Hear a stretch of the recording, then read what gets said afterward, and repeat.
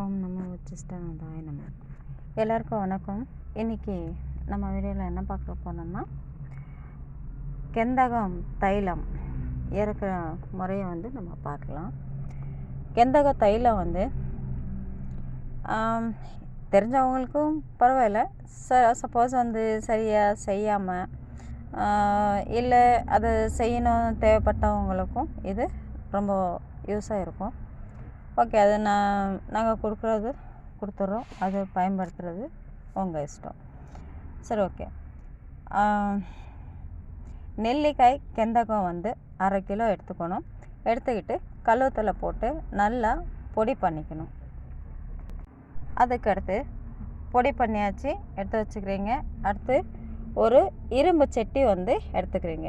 இரும்பு சட்டி எடுத்துக்கிட்டு ஸ்டவ்வில் அடுப்பில் வச்சுட்டு ஆற்று மணல் நல்லா நைஸாக இருக்கா ஆற்று மணலை எடுத்து அதில் போட்டு, அதுக்கு மேலே ஒரு பாத்திரத்தை வச்சு இதை இந்த பொடி பண்ணியிருக்கீங்க இல்லையா கெந்தகம், இதை அதில் போட்டு உருக்கணும். சரிங்களா? இதை உருக்கிட்டு சுண்ணாம்பு தெளிநீரில் சாய்க்கணும். சரியா? இதை உருக்கி சும்மா அப்படியே வேறு தண்ணியில் எதுலேயும் இது பண்ணிடக்கூடாது. சுண்ணாம்பு தெளிநீரில் தான் ஊற்றணும் உருக்கி. இதே மாதிரி மடக்கி 7 தடவை உருக்கி சாய்ச்சிங்கன்னா 7 தடவை உருக்கி சாய்ச்சி எடுக்கும்போது அதை நல்ல தண்ணியில் நீங்கள் கழுவி பார்க்கும்போது லேசான சிகப்பு நேரத்தில் அது கிடைக்கும் உங்களுக்கு. அது மாறும், அந்த லைட்டாக ஒரு கலரில் சிகப்பு கலரில் உங்களுக்கு அது தெரியும் எப்படின்றது. அது மாறும். சரி, அதை அப்படியே வைங்க. இப்போ ஒரு அரை லிட்ரு இந்த எலுமிச்சைப்பழ சாறு எடுத்துக்கிறீங்க. அதெல்லாம் சாறு எடுத்துட்டு நல்லா வடிகட்டி அந்த விதைங்களெல்லாம் இல்லாத அளவுக்கு வடிகட்டி எடுத்து வச்சுக்கிறீங்க ஒரு பாட்டிலில் போட்டு. அப்புறம் அந்த செம்பருத்தி பூ அதெல்லாம் கலரெல்லாம் இருக்கக்கூடாது. சிகப்பான செம்பருத்தி பூவை எடுத்துக்கணும். இப்போ தான் டபுள் கலராக வந்திருக்கு. ஆனால் அந்த மாதிரியெல்லாம் இல்லாமல் சுத்தமான சிகப்பு கலர் பூ ஒரு 20 பூ எடுத்து அந்த பாட்டிலுக்குள்ள இப்போ நீங்கள் எலுமிச்சைப்பழம் எடுத்துருக்கீங்க இல்லையா, அந்த எலுமிச்சைப்பழ சாறுலையே இந்த பூ போட்டு விட்டுடணும். விட்டு அந்த பாட்டில் நல்லா குலுக்கி விட்டிங்கன்னா அந்த சிகப்பாக ஆகிடும். அந்த சாறு சிகப்பாக மாறும். ரைட், அது நீங்கள் வெயிலில் 3 நாள் வச்சு எடுக்கணும். நல்ல சிகப்பாக கலர் கொடுக்கும். அடுத்து 4வது நாள் எடுத்து நல்லா உடைகட்டி தனியாக, அதாவது இந்த பாட்டிலை விட்டு வேறு பாட்டிலை எடுத்துக்கலாம். இல்லைன்னா அந்த பாட்டில் சுற்றி பண்ணி மறுபடியும் அதில் ஊற்றி வச்சுக்கலாம். இப்போ நம்மளுக்கு லிங்கம் இருக்குது இல்லையா, அதை எடுத்து நீங்கள் மறுபடியும் கழுவத்தில் போட்டு அதில் இந்த சாறு நம்ம இது எலுமிச்சைப்பழ சாறு சிகப்பாக்கி வச்சுருக்கோமா, அதை எடுத்து கொஞ்சம் கொஞ்சமாக சேர்த்து நல்லா அரைக்கணும். நல்லா மிளகு பதத்துக்கு வரணும். அந்த அளவுக்கு இந்த சாறு முழுவதும் குடிக்கணும். நீங்கள் அரைக்கும் போது இந்த எலுமிச்சைப்பழ சாறு எடுத்துருக்கீங்களா, அந்த அரை லிட்ரு அந்த சாறு ஃபுல்லாக குடிக்கணும். அந்த அளவுக்கு அரைக்கணும். சரிங்களா? அரைச்சி நல்லா வில்லை தட்டுற மாதிரி அந்த பதத்துக்கு வரணும். வில்லை தட்டி எடுத்து வெயிலில் வச்சு நல்லா காய வைக்கணும். ஓகே, இப்போ இப்போ நம்மளுக்கு வெயிலில் நல்லா காஞ்சிடுச்சு. ரைட்டு, அதை எடுத்து மறுபடியும் கழுவத்தில் போடுறீங்க. நல்லா இடித்து நல்லா மறுபடி பொடி பண்ணுறீங்க. பண்ணிவிட்டு இந்த மருதாணி இலை எடுத்துக்கணும். மருதாணி இலையோட சாறு அதை எடுத்துக்கிட்டு அதில் அந்த சாறை இதுக்குள்ளே சேர்த்து 3 ஜாமம் கைவிடாமல் அரைக்கணும். சரிங்களா? 3 ஜாமம் இந்த சாறு கொஞ்சம் கொஞ்சமாக சேர்த்து நல்லா அரைக்கணும். இதை அரைச்சிட்டு நல்லா வில்லை தட்டி காய வைக்கிறீங்க. மறுபடி அதை எடுக்கிறீங்க. நல்லா பொடி பண்ணுற மாதிரி நல்லா முதல்ல வந்து எப்படி செஞ்சீங்களோ அதே மெத்தடில் இதில் எந்த சந்தேகம் வேண்டாம். இதையும் வந்து அரைக்கிறீங்க. அரைச்சி நல்லா காய வைக்கிறீங்க மருதாணி இலை சாறில். சரியா? இப்போ வந்து மருதாணி இலையிலையும் வந்து நீங்கள் சாறை எடுத்து நல்லா 3 ஜாமான் அரைச்சி வந்து நல்லா காய வச்சு எடுத்துட்டீங்க. எடுத்து அதை வந்து நல்லா நைஸாக வந்து பொடி பண்ணுறீங்க. வேறு எந்த சாரெல்லாம் எதுவும் சேர்க்க வேண்டாம். அப்படியே வந்து நல்லா நைஸாக வந்து இடித்து நல்லா அரைச்சி பொடி பண்ணுறீங்க. சரியா? அந்த பொடியை 3 பாகமாக வந்து பிரிக்கணும். ஒரு அளவு கரெக்டாக இருக்கணும். 3 பாகமாக பிரிக்கணும். இதை பிரித்து வச்சிட்டிங்க. அடுத்து 3 முத்தின தேங்காய் எடுத்துக்கணும். எடுத்துட்டு அந்த முடியெல்லாம் வந்து எடுத்துட்டு தேங்காவில் அதில் ஒரு கன்று மட்டும் வந்து ஓட்டை போட்டு அதில் இருக்க தண்ணியை பூரா வந்து வெளியில் எடுத்துக்கணும். எடுத்துட்டு நல்லா தண்ணியெல்லாம் எதுவும் இருக்கக்கூடாது.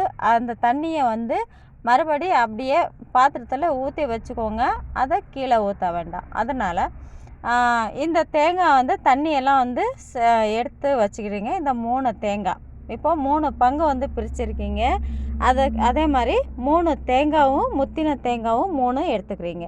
எடுத்துட்டு இந்த பொடி வந்து ஒவ்வொரு பங்கு இருக்குல்ல அதை வந்து அப்படியே எடுத்து 3 தேங்காவுக்கும் அந்த தண்ணியெல்லாம் தேங்காவில் இருக்க தண்ணியெல்லாம் வெளியில் எடுத்துட்டு அந்த 3லேயும் இந்த பொடியும் வந்து 3 பாகம் பிரிச்சுருக்கீங்க இல்லையா, அதை ஒவ்வொன்றும் எடுத்து ஒவ்வொரு தேங்காயிலையும் வந்து போட்டு வச்சிடுறீங்க. வச்சுட்டு என்னன்னா இந்த தேங்காய் மரத்துலேயும் வந்து ஆப்பெல்லாம் வந்து அடிப்பாங்க.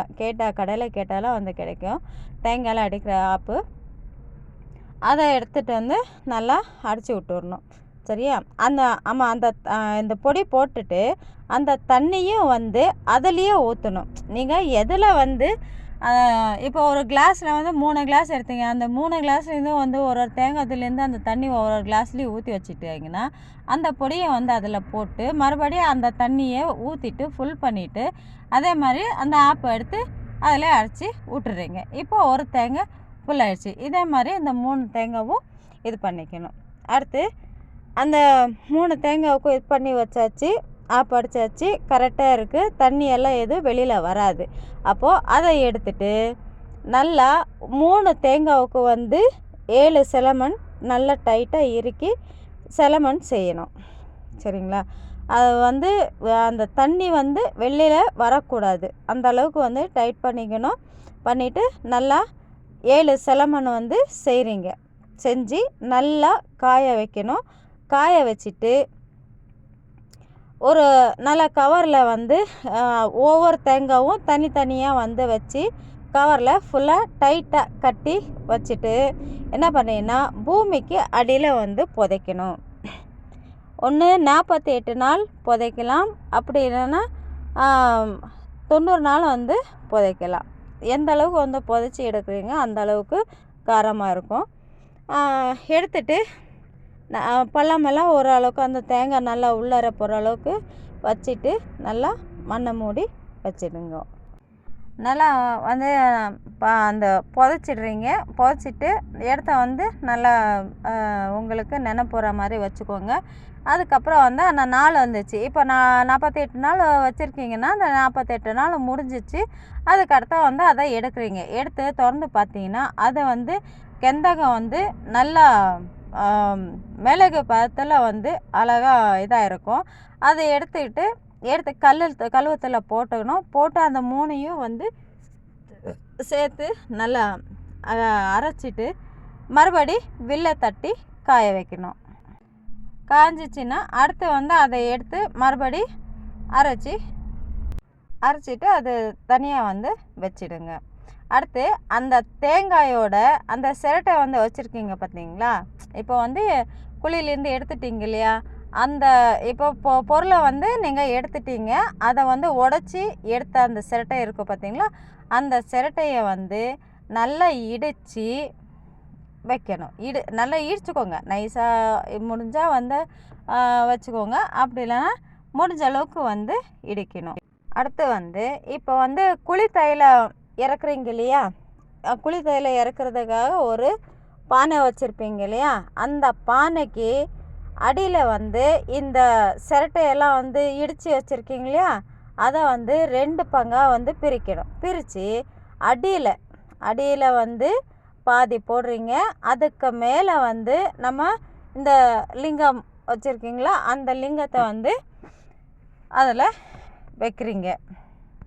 சாரி, லிங்கம் இல்லை, கெந்தகம். இந்த கெந்தகத்தை வந்து நடுவில் வச்சுட்டு அதுக்கு மேலேயும் வந்து மறுபடி இந்த இன்னொரு பங்கு அந்த தேங்காய் சிரட்டையை வந்து இடித்து வச்சுருக்கீங்களா, அதை வந்து அதுக்கு மேலேயும் வச்ச ஃபுல்லாக வந்து பருத்தி போட்டு விட்டு நல்லா வந்து செலமன் செய்யணும். 7 செலமன் நல்லா வந்து 7 செலமன் செஞ்சு நல்லா டைட்டாக இறுகி கட்டணும். கம்பி நூலெல்லாம் வந்து கட்டணும், துணி கட்டினாலும் சரி, நல்லா டைட்டாக செலமன் செஞ்சு வச்சுட்டு வெயிலில் நல்லா காய விடணும். வெயிலில் வந்து காய வச்சு எடுத்து வச்சுக்கிறீங்க. அடுத்து வந்து நீங்கள் குழி தைலம் வந்து இறக்குற முறைப்படி இதை வந்து அந்த தைலம் வந்து எடுக்கிறீங்க. எடுத்து வச்சுக்கோங்க. இது வாதம் வைத்தியம் 2க்கும் ஆகும். கற்ப மருந்துக்கும் முக்கியமாக பயன்படும். இது எப்படின்றது வந்து நீங்கள் கால் பண்ணி கேட்டுக்கலாம். ஏதோ எங்களுக்கு தெரிஞ்ச அளவுக்கு கொடுத்துருக்கோம், பார்த்து கொஞ்சம் செஞ்சுக்கோங்க, சரிங்களா? உங்களுக்கு இதில் சந்தேகம் இருந்துச்சுன்னா கால் பண்ணி பேசலாம். உங்களுக்கு வேறு எந்த விஷயம் இதை பற்றி இல்லைன்னா வேறு எந்த நாம் எந்த வீடியோவில் வந்து என்ன விஷயத்தை வந்து கொடுத்துருக்கோமோ அதை பற்றியான டீட்டெயில்ஸ் வந்து நீங்கள் கேட்டுக்கலாம். இன்றைக்கி வந்து இந்த மாதிரி வீடியோ கொடுத்துருக்கீங்க, இந்த வேலைங்களை வந்து நாங்கள் பார்க்க போகிறோம், இது வந்து எப்படி என்ன அப்படின்றது உங்களுக்கு என்ன சந்தேகம் வந்து தோணுதோ அதை வந்து நீங்கள் தாராளமாக ஃபோன் பண்ணி கேட்டுக்கலாம். அப்படி இல்லைன்னா வாட்ஸ்அப்பில் வாய்ஸ் மெசேஜ் அனுப்பலாம். அதுக்கு ரிப்பீட்டில் பதில் வரும். உங்களுக்கு என்ன தேவை, நீங்கள் என்ன செய்யணும்னு விரும்புகிறீங்க, அதை வந்து உங்களுக்கு தெரியாத விஷயங்கள் என்ன, இந்த மாதிரி வந்து நீங்கள் கேட்டாலும் இல்லைன்னா வாய்ஸ் மெசேஜ் அனுப்புனாலும் அதுக்கு தகுந்த பாடங்கள் வந்து நம்ம கொடுக்கலாமா வேண்டாமா அப்படின்றத வந்து மக்களுக்கு என்ன தேவைப்படுதுன்றது நம்மளுக்கு தெரியும் இல்லையா. அதனால் நீங்கள் வந்து வாய்ஸ் மெசேஜ் அனுப்புங்க, இல்லைன்னா கால் பண்ணி பேசுங்க. தாராளமாக 14ஆம் தேதி ஒரு நாள் பயிற்சி இருக்குது. ஆன்லைனில் வந்து டெய்லி ஆன்லைன்லேயும் போய்கிட்டு இருக்குது, பயிற்சி இருக்குது. நேரடி வகுப்பு புது ஆட்களுக்கு நம்ம ஒரு நாள் பயிற்சி வந்து கொடுக்குறோம். தாராளமாக வந்து கலந்துக்கலாம். கற்றுக்கவங்க, விருப்பம் இருக்கிறவங்க, சரிங்களா, வந்து கலந்து கற்றுக்கோங்க. கிளாஸ் வந்து 14ஆம் தேதி இருக்குது, சரிங்களா? நன்றி, வணக்கம்.